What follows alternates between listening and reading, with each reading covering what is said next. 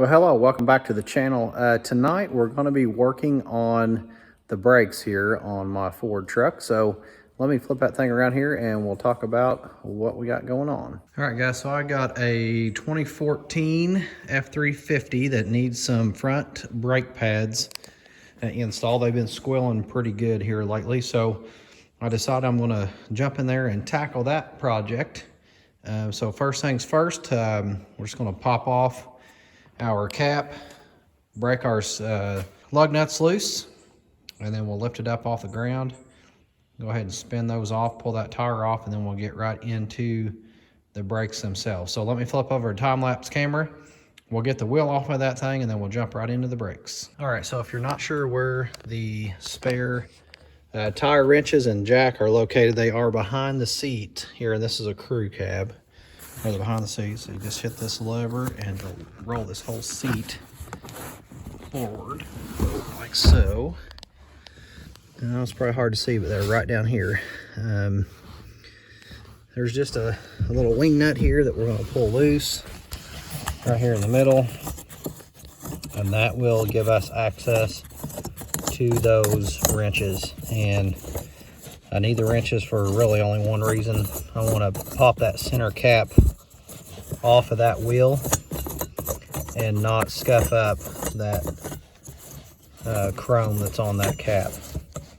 So that's really the only reason you'd want to do it. If you already have another way to get to it, then that is fine. So anyway, that said, we'll get that worked out of here. The jack is behind the other side, down here in the floor. Behind that seat is where the spare jack is. So in this case, I'm not going to need either the jack or really the tools outside of just, you know, knocking off that cap. So anyway, pull these out of here. It's really not a bad idea just to make sure that you got everything anyway. So all right, here they are. Go ahead and open this up. I've never been in there. Go ahead and get that pulled out here. Looks like Prince is getting ready to go check out the truck too. Hey, what are you doing, bub? You want to help me? Huh? All right. I can't tell if he's wanting a treat or if yeah, he's wanting a treat. Crazy dog. All right, let me get that tire wrench out here, and then we'll go ahead and pull the cap off and we'll get going.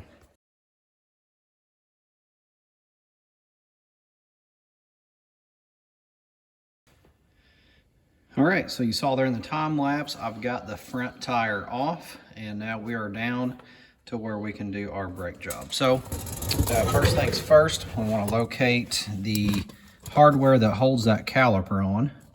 And if we're looking here on the top side, that is this bolt right here. And that bolt is I believe it's a 5/8. Yes, it is a 5/8. If you have an impact or something, unfortunately, there's not much room to be able to get in there unless you've got a swivel where you can get past your front shock here. So righty-tighty, lefty-loosey, we're looking at it backwards, so I need to go down in order to loosen this up.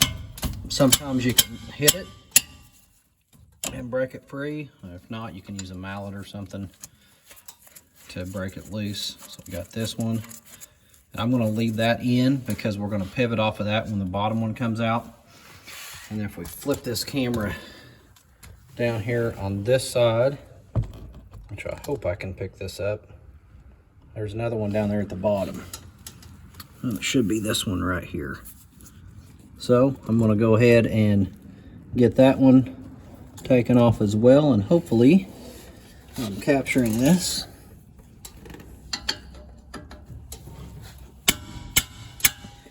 And we'll get into the torque specs on this here after a bit when we put it back together, but it is 56 foot-pounds.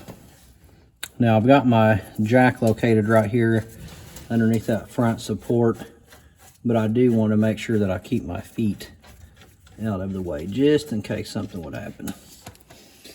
If you like, you can go ahead and stick a jack stand underneath there as well. It wouldn't hurt you at all to do that.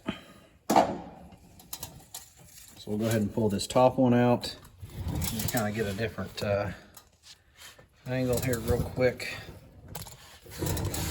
Scoot back. Hopefully I can still film this and not be in the way. Go ahead and pull this other top bolt out of the way, and you can kind of see everything's loose. Sometimes those will be stuck in there. You can use a screwdriver or whatever. I've got one of these Craftsman adjustable head wrench or pry bars, and if you don't have one, you know, check it out. It's pretty cool. Adjust it whatever angle you want. And just come in here. You can just ease that caliper right off of there. Make sure you don't get anything in a bind.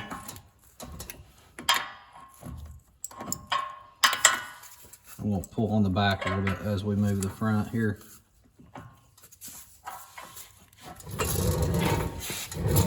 I'm working around my camera here, so sometimes that's kind of difficult. All right, it is loose.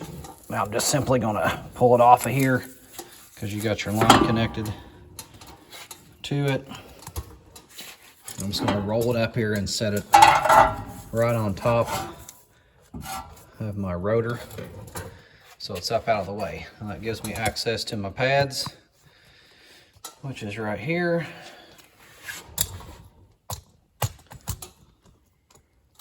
And I want to inspect. I can already see up here on the face side of the rotor, we're good. I'm checking for any kind of grooves in here, and I don't have anything. It's nice and clean. If you have one that's grooved up, you want to consider replacing your rotors as well. So here is your brake pad. It's just going to come right out of here pretty easily, and then you can look and kind of see what kind of tread you got left on here. It doesn't look that bad, but once you see a new one, you're going to realize that there's actually a fair amount of tread that's missing. This is a 2014 truck. I bought it with 5,600 miles on it. We got about 64,000 miles on it right now. I don't drive it a whole heck of a lot, but the pads have never been replaced until now. So those are the original from the factory. Get the same thing on the inside here. We're going to pull that one out of the way. If you got a screwdriver, you can stick down in there, just kind of loosen him up there. And we can see on this one, we were getting into some metal, it looks like right here on the sides, just a little bit.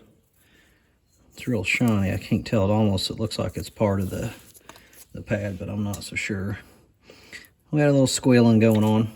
So on the back side here, I'm just running my fingers over that, and I will lay eyes on it as well. And it's nice and smooth with no grooves, just like this front side. All right, once that's done, we've got some retainer clips right here. But before I get into that, let's slide up over here to look at my replacement parts. I went with a Wagner brand. I got these from O'Reilly for about 75 bucks. They're not ceramic, but for what they weren't the low grade. They were about middle ways on what they sold. So that's what I went with for right now. You get new caliper clips right here. So you want to make sure that you replace the ones that's on your existing. If you look at them, there are two different ones. It looks like it when you unload them that they're the same, but they're not. We can see on this one, we've got a clip on that side, and on the one at the bottom here, we got a clip on the other. So that's going to make a difference when we go to install those. So let me grab these and slide back over here. We'll go ahead and do the front one just because it's the easiest one to see.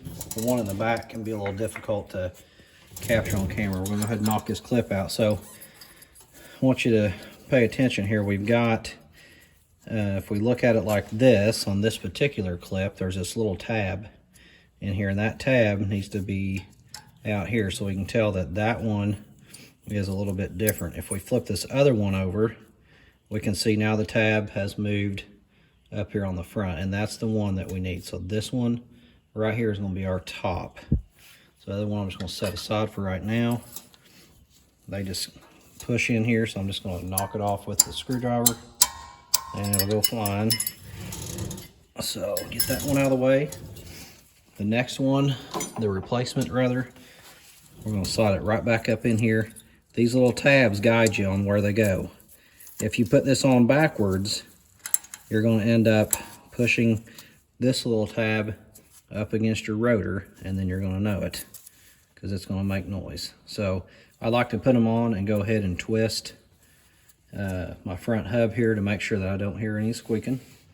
And by the way, if you do flip them around backwards, the pad itself will not go on.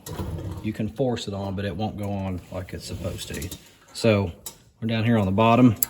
Just going to kind of get underneath this thing, get it up out of the way here.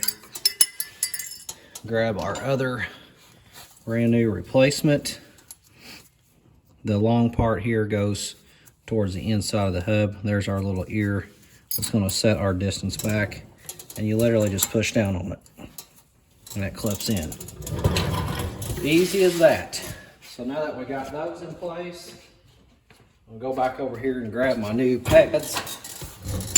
And before we slide it on there, I want to kind of show you the differences here. So we can see old pad here, new pad.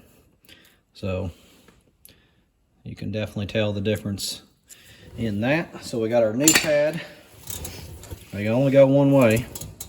So you can do this however you want. You're going to slide it in where it pushes against that in the groove. And we're just going to slide it over kind of at an angle until it pushes in your next groove there in the top. Got to hold it just right here.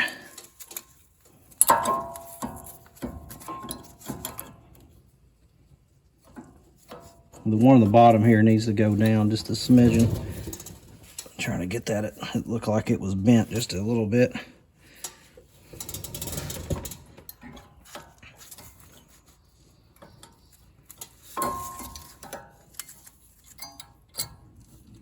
It's kind of working in at an angle here. And there you go, it's set. So the clips, just hold it in on top and the bottom. We're going to do exactly the same thing on the inside. We got 2 more clips in there, and then we'll slide that that new brake pad right in there. So let me go ahead and get that done, and then we'll kick right back on here when we look at the caliper. All right, so I got the back pad put on there real quick. Just took a few minutes to do it. Now the next big step is getting the caliper closed back up so that it'll fit around the new pads. And the easiest way I found to do this is take one of your old pads and lay it right in there. It doesn't matter what direction it is. You can turn it this way. I like to turn it with the metal plate facing away, and I'll explain why here in just a second.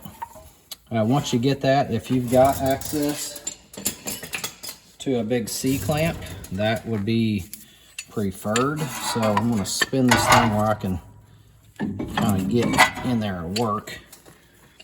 I'm going to take the C-clamp and I'm going to put that around that pad, and I'm going to work it in just like this. And what I need to do is just compress these 2 caliper pistons. That's all I'm doing. So I'm just going to get right in the center here, and I'm going to tighten up my C-clamp.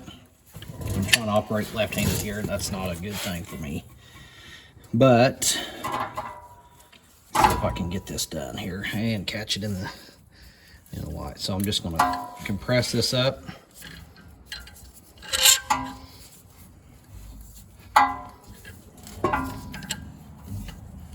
So it compresses fairly easy.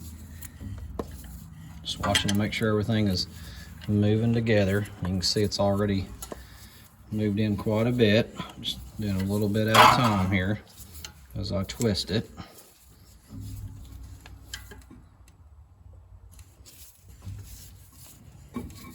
Because the last thing I want to do is force this too quickly and blow a seal.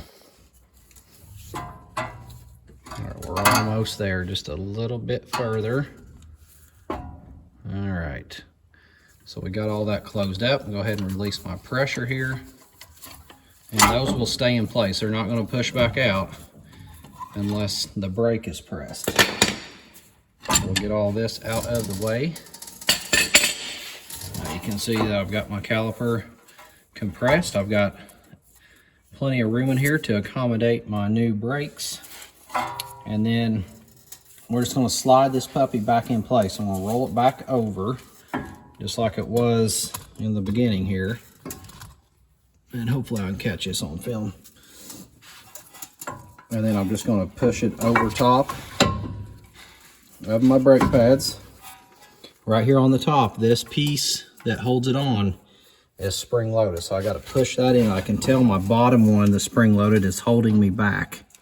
So I'm reaching underneath there, push it in, and now we have sliding back in place. Once I'm at that point, go ahead and grab one of my bolts and get that started.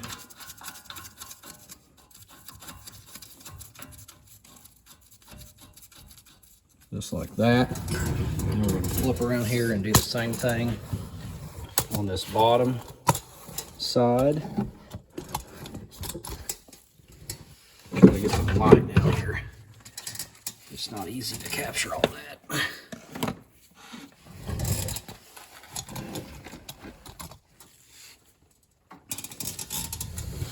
So here's our other hole. We're just going to line it up with that piece that bolts it up.